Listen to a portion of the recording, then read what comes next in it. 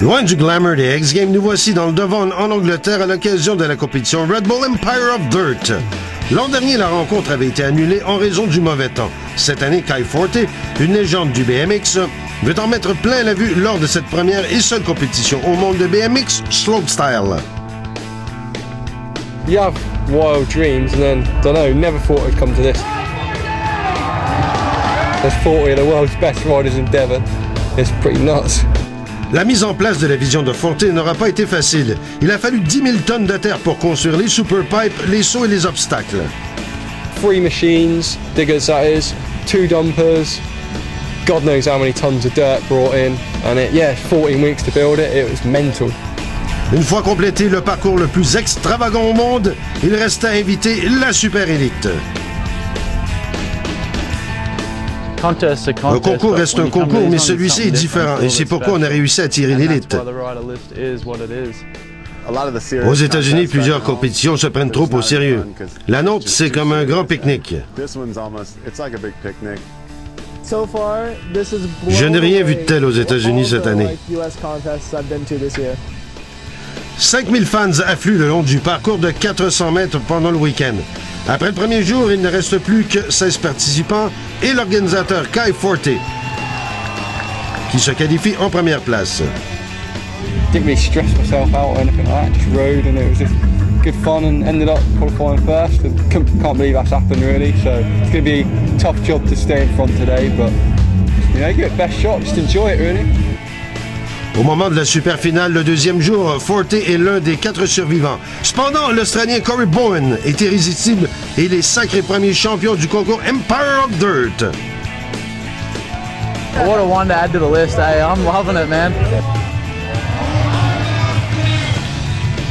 X Games, still big lights, flashy, whatever, but this event, backyard chill, it's awesome.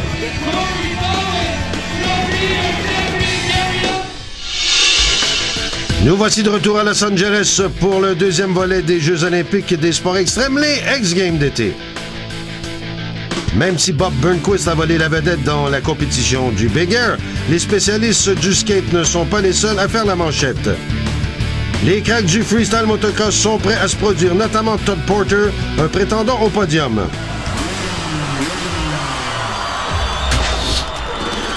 Et sa manœuvre préférée est le périlleux arrière avec le Kiss of Death, voilà!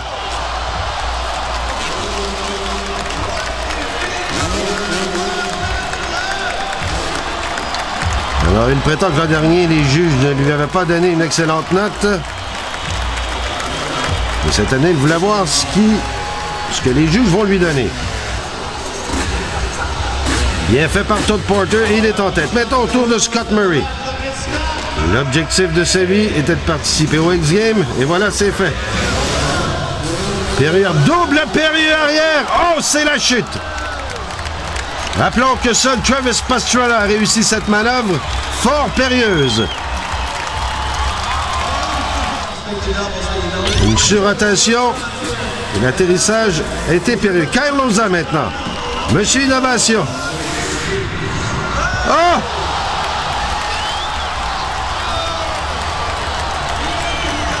Un body varial modifié. Tout à fait incroyable. Et il est très difficile de tomber sur la rampe qui est très étroite. Ça lui a causé des difficultés à l'atterrissage, mais toute une sortie spectaculaire. Voilà, 94 points, 40 pour Loza. Et Kyle Loza gagne là. Mais en BMX, c'est Jamie Bestwick, 36 ans, qui vise sa 6e médaille d'or. Mais il chute au début de la compétition de vert, ce qui diminue ses chances de victoire. Alors, c'est un jam. En vert.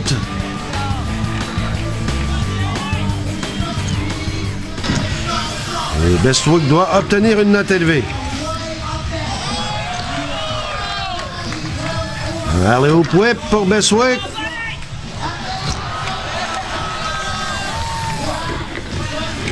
Un opposite flare.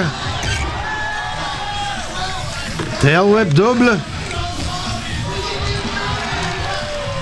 Voilà l'opposite flare.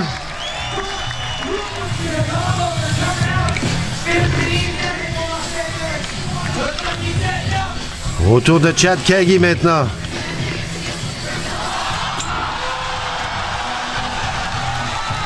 Quelle manœuvre absolument hallucinante!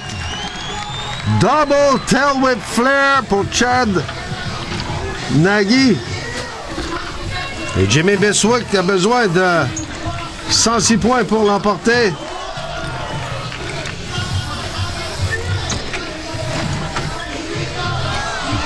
Tail whip ici.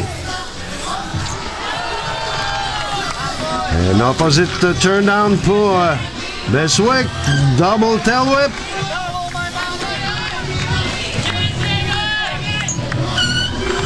Et voilà 111 points pour Jimmy Bisswick. Une médaille d'or.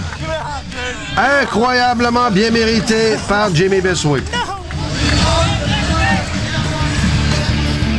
Avant le début du rallye, Jim Deschamps s'est blessé dans la compétition de freestyle motocross. Il ne peut donc pas former un duo avec le légendaire Travis Pastrana en rallye.